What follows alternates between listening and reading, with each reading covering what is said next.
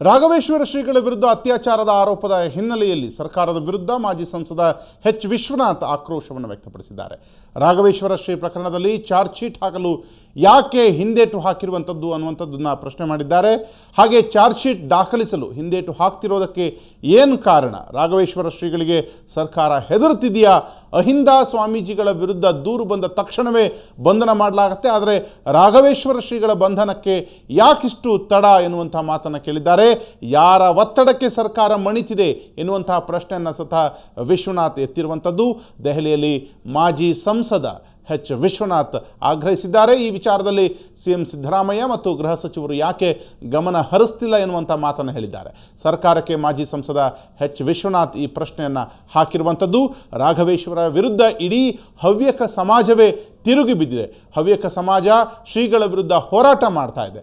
ಆದರೂ ಕೂಡ ಸರ್ಕಾರ ಇತ್ತ ಗಮನ ಹರಿಸ್ತಿಲ್ಲ. ಕಟ್ಟುನಿಟ್ಟಿನ ಕ್ರಮ ತೆಗೆದುಕೊಳ್ಳಲು ಸರ್ಕಾರ ಹಿಂದೇಟು ಹಾಕ್ತಿದೆ ಅಂತ ಮಾಜಿ ಸಂಸದ ಎಚ್ ವಿಶ್ವನಾಥ್ ಕಿಡಿಕಾರಿದ್ದಾರೆ. ನಿತ್ಯಾನಂದ ಯಾವ ಒಂದು ಹೆಣ್ಮಗಳು ಅರ್ಜಿ ಕೊಟ್ಟ ತಕ್ಷಣ ಅವನ ಮೇಲೆ ಕ್ರಮ ಮಾಡಿದ್ದಾರೆ. ಸೇವಾಲಾಲ್ ಬಂಜಾರ ಸ್ವಾಮಿ ಮೇಲೆ ಯಾರೋ ಒಂದು ಕೊಟ್ಟರು, ಒಂದು ಹೆಣ್ಮಗಳು. ಆದರೆ ಇಲ್ಲಿ ರಾಘವೇಶ್ವರ ಸ್ವಾಮಿಗಳ ಮೇಲೆ ಆ ಹೆಣ್ಮಗಳು ಕಂಪ್ಲೇಂಟ್ ಕೊಡೋದಕ್ಕೆ ಮುಂಚೆನೇ ಅವಳನ್ನೇ ಒಳಗಾಕ್ಬಿಟ್ಟು ತಗೊಂಡು ಈ ಸ್ವಾಮಿಗಳನ್ನ ರಕ್ಷಣೆ ಮಾಡಬೇಕಂತೇಳಿ ಅವಳನ್ನೇ ಒಳಗಾಕಿ ಜೈಲಿಗೆ ಹಾಕ್ಬಿಟ್ರು 20 ದಿವಸ ಅವಳನ್ನ ಅವಳ ಗಂಡನ್ನು. ಇಷ್ಟೆಲ್ಲ ಇದ್ರೂ ಕೂಡ ಇನ್ನು ರಾಘವೇಶ್ವರ ಸ್ವಾಮಿಗಳ ಮೇಲೆ ಚಾರ್ಜ್ ಶೀಟ್ ಯಾಕೆ ಹಾಕ್ತಿಲ್ಲ? ನಾನು ಮುಖ್ಯಮಂತ್ರಿಗಳನ್ನೂ ಕೂಡ ಆಗ್ರಹ ಮಾಡ್ತೀನಿ, ಗೃಹ ಮಂತ್ರಿಗಳನ್ನ, ಮುಖ್ಯಮಂತ್ರಿಗಳು ಯಾಕೆ ತಡ ಮಾಡ್ತಾ ಇದ್ದೀರ? ಅಹಿಂದ ಸ್ವಾಮಿಗಳನ್ನ ಬೇಗ ಒಳಗೆ ಹಾಕ್ಬಿಟ್ಟಿದ್ದೀರಾ ಕೆಲವ್ರನ್ನ. ಅರ್ಜಿ ಬಂದ ತಕ್ಷಣ ಇದಕ್ಕೆ ಹೆದರಿಕೆನ ಸರ್ಕಾರಕ್ಕೆ ರಾಘವೇಶ್ವರ ಸ್ವಾಮಿಗಳ ಬಗ್ಗೆ? ಅಥವಾ ಇನ್ಯಾವುದಾದ್ರು ಇದ್ರ ಹಿಂದೆ ಇದೆಯಾ ಇದಕ್ಕೆ? ಅದೇನೇ ಇರಲಿ, ಬಟ್ ಭಾಳ ತೀವ್ರ ಥರದಲ್ಲಿ ಆ್ಯಕ್ಷನ್ ಆಗಬೇಕು. ಮತ್ತೊಂದು ಘಟನೆ ಈಗಾಗಲೇ ಕಂಪ್ಲೇಂಟ್ ಬಂದಿದೆ ಒಂದು ಹೆಣ್ಮಗಳಿಂದ. ಸೊ ಇಷ್ಟೆಲ್ಲ ಆದರೂ ಕೂಡ ಯಾಕೆ ಸರ್ಕಾರ ಕ್ರಮ ತೊಗೊಂಡಿಲ್ಲ? ರಾಘವೇಶ್ವರ ಸ್ವಾಮಿಗಳು ಇಮಿಡಿಯೇಟಾಗಿ ಮಾಡಬೇಕು. ನಾವು ಯಾರಿಗೂ ಹೆದರೋದಿಲ್ಲ, ಎಷ್ಟೇ ದೊಡ್ಡವರಾದರೂ ತೆಗೆದು ಒಳಗೆ ಹಾಕ್ತೀವಿ ಅಂತ ಯಾಕೆ ಆಗ್ತಾ ಇಲ್ಲ?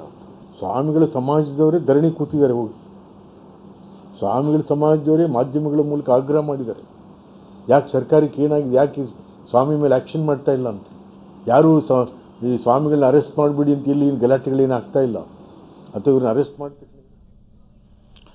ಈ ಕುರಿತಾಗಿ ಮಾತಾಡೋದಕ್ಕೆ ನಮ್ಮ ದೆಹಲಿ ಪ್ರತಿನಿಧಿ ಪ್ರಶಾಂತ್ ನಾತು ಸಂಪರ್ಕದಲ್ಲಿದ್ದಾರೆ. ನಾತು, ಮಾಜಿ ಸಂಸದರಾದಂಥ ಎಚ್ ವಿಶ್ವನಾಥ್ ಇವತ್ತು ಸರ್ಕಾರಕ್ಕೆ ತರಾಟೆಗೆ ತೆಗೆದುಕೊಂಡಿದ್ದು ಮತ್ತು ಪ್ರಶ್ನೆ ಮಾಡಿರುವಂಥದ್ದು, ರಾಘವೇಶ್ವರ ಶ್ರೀಗಳ ವಿರುದ್ಧ ಇಷ್ಟೊಂದು ಘನಗಂಭೀರ ಆರೋಪಗಳಿದ್ದರೂ ಕೂಡ ಅವರನ್ನು ಇದುವರೆಗೂ ಸರ್ಕಾರ ಅವರ ಮೇಲೆ ಚಾರ್ಜ್ ಶೀಟ್ ಹಾಕೋದಾಗಲಿ, ಅವರನ್ನು ಅರೆಸ್ಟ್ ಮಾಡೋದಾಗಲಿ ಮಾಡಲಿಲ್ಲ ಮತ್ತು ಒಂದಷ್ಟು ಆಗ್ರಹವನ್ನು ಕೂಡ ಮಾಡಿದ್ದಾರೆ. ಅವರ ಒಟ್ಟಾರೆ ಇವತ್ತಿನ ಪತ್ರಿಕಾಗೋಷ್ಠಿಯ ಸಾರಾಂಶವನ್ನು ಹೇಳೋದಾದರೆ, ರವೀಂದ್ರ, ದೆಹಲಿಯಲ್ಲಿ ಸ್ವಲ್ಪ ಹೊತ್ತಿನ ಮುಂಚೆ ಮಾಜಿ ಸಚಿವ ಎಚ್ ವಿಶ್ವನಾಥ್ ಪತ್ರಿಕಾಗೋಷ್ಠಿಯನ್ನುದ್ದೇಶಿಸಿ ಮಾತನಾಡಿ, ಒಟ್ಟಾರೆ ಇಡೀ ರಾಘವೇಶ್ವರ ಭಾರತಿ ಸ್ವಾಮಿಗಳ ಒಂದು ಪ್ರಕರಣದಲ್ಲಿ ಸರ್ಕಾರ ಚಾರ್ಜ್ ಶೀಟ್ ಹಾಕಲು ವಿಳಂಬ ಧೋರಣೆ ಅನುಸರಿಸುತ್ತಿರುವುದು ಏಕೆ ಎನ್ನುವುದು ವಿಶ್ವನಾಥ್ ಅವರ ಮೊದಲ ಪ್ರಶ್ನೆ.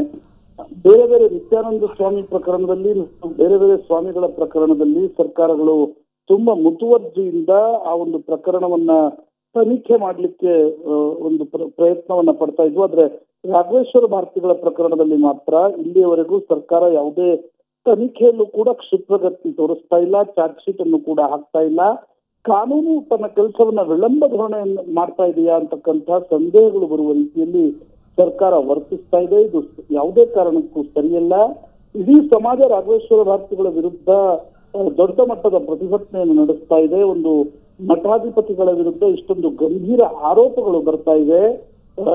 ಕಳೆದ ವರ್ಷದ ಆರೋಪದ ಹೊರತಾಗಿಯೂ ಕೂಡ ಮತ್ತೊಂದು ಆರೋಪ ಈಗ ಬಂದಾಗ್ಲೂ ಕೂಡ ಇಲ್ಲಿಯವರೆಗೂ ಸರ್ಕಾರ ಯಾವುದೇ ಒಂದು ತ್ವರಿತಗತಿಯಲ್ಲಿ ತನಿಖೆಯನ್ನು ನಡೆಸ್ತಾ ಇಲ್ಲ. ಚಾರ್ಜ್ ಶೀಟ್ ಅನ್ನು ಹಾಕಲು ವಿಳಂಬ ಏಕೆ ಅಂತಕ್ಕಂಥದ್ದು ಎಚ್ ವಿಶ್ವನಾಥ್ ಅವರ ಗಂಭೀರ ಪ್ರಶ್ನೆ. ಮುಖ್ಯಮಂತ್ರಿ ಸಿದ್ದರಾಮಯ್ಯನವರಿಗೆ ತೀರಾ ಆಪ್ತರಾಗಿರ್ತಕ್ಕಂಥ ಎಚ್ ವಿಶ್ವನಾಥ್ ಅವರೇ ಈ ರೀತಿಯ ಪ್ರಶ್ನೆಗಳನ್ನು ಕೇಳ್ತಾ ಇರುವುದು ನಿಜಕ್ಕೂ ಸರ್ಕಾರಕ್ಕೂ ಕೂಡ ಮುಜುಗರವನ್ನು ತರ್ತಕ್ಕಂಥ ಸಂಗತಿ.